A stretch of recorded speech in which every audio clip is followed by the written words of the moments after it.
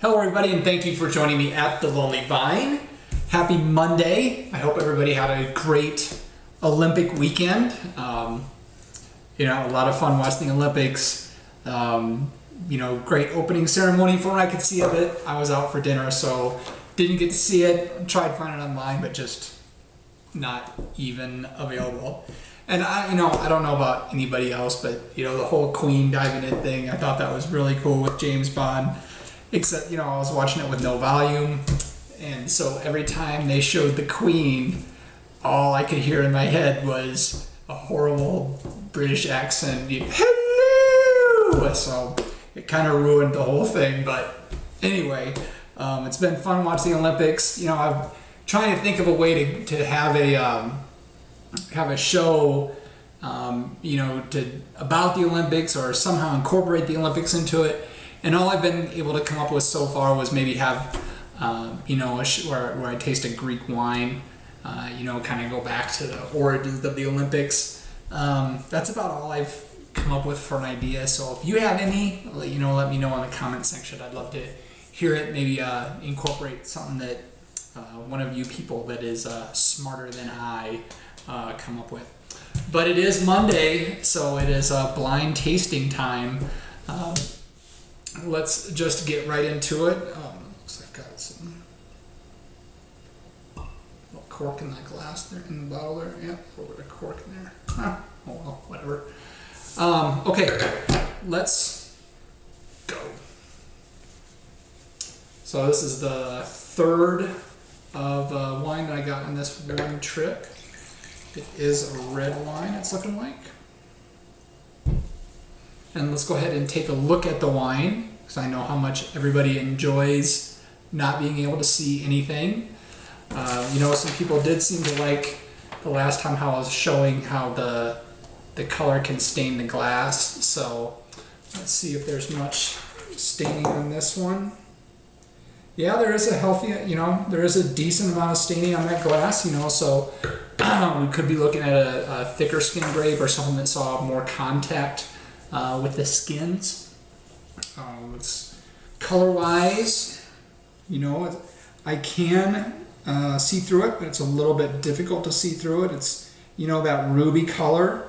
It dissipates a little bit towards the edge, so we're probably looking at a younger wine.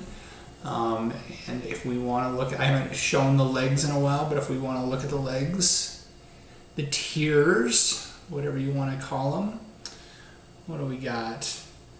They're moving pretty quick, kind of thin, so this wine could be low in alcohol. It could be pretty dry, low in sugars, or those are some of the things it could tell us. That's what I'm getting off the site. Let's go ahead and get my nose into this one.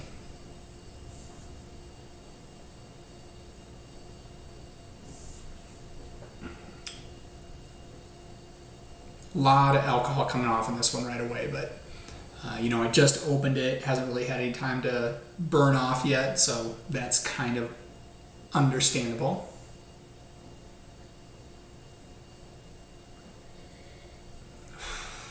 Not getting much off this one. Not starting off too well.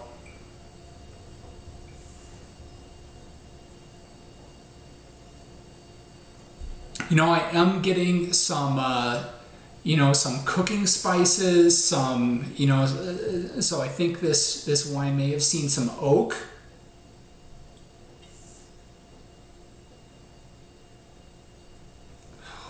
I'm not getting much else off of this. And even the oak that I'm getting, it's not real pronounced or not real overpowering or anything like that. It's just, something.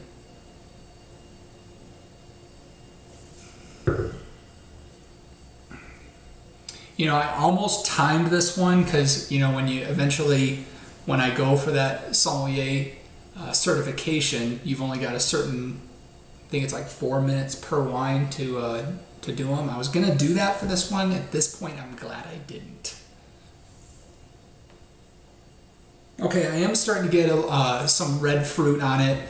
Some strawberries or some cherries, some red cherries, not real dark cherries. almost getting a little bit of that beef jerky or meat kind of thing going on here.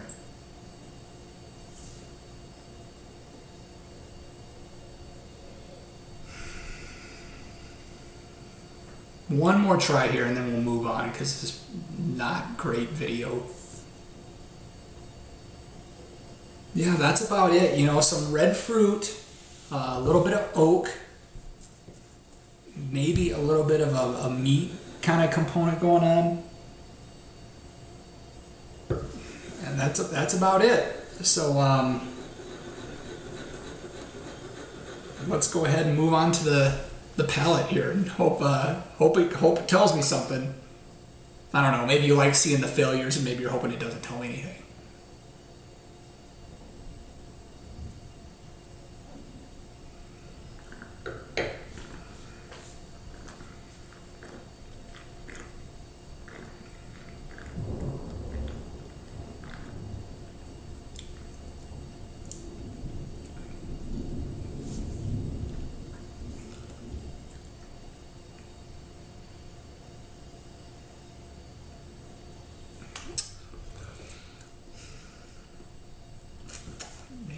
Not much.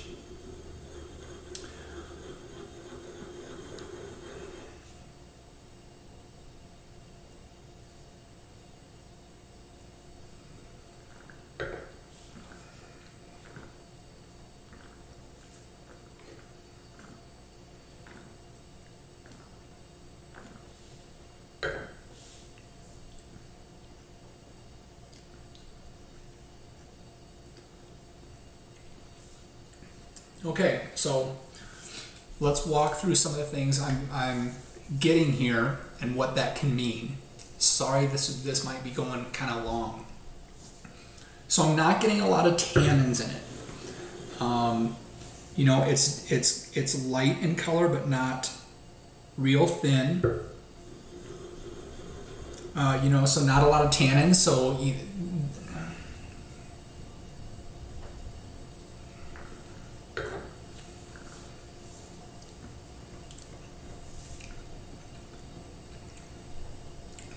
decent amount of acid. You know, since there's not a lot of tannins on there, you know, I'm gonna take out the Cabernets. You know, probably take out, you know, with the color, you can probably take out Merlot.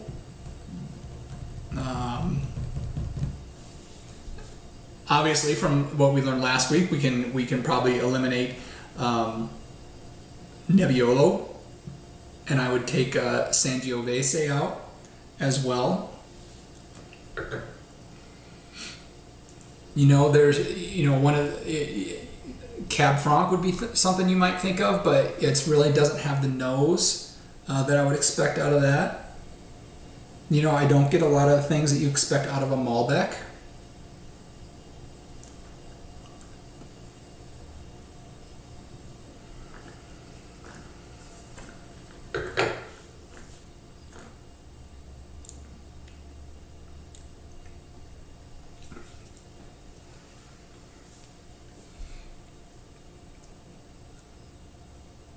You know, it is dry, and there is a decent amount of acidity to it. It's got those red fruits, you know, so I'm gonna, you know, I'm really leaning towards this being like a Pinot Noir. You know, I was smelling that alcohol right away, but I'm really not getting it on the palate, so I think it's a lower alcohol level. The nose, you know, there's a little trick I've seen or tried, and it works, where once you get the glass gone, sometimes you pull a little bit more of the nose out. So bottoms up, and we're going to see if that works at all.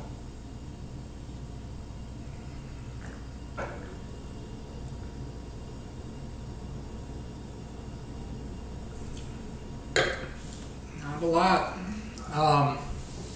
So this is really flying kind of blind on this blind tasting. You know, based on the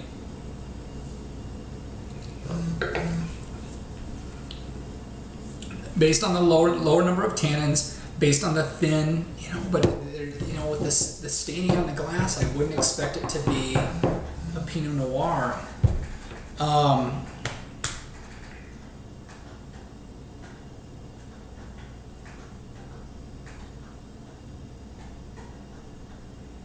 It doesn't have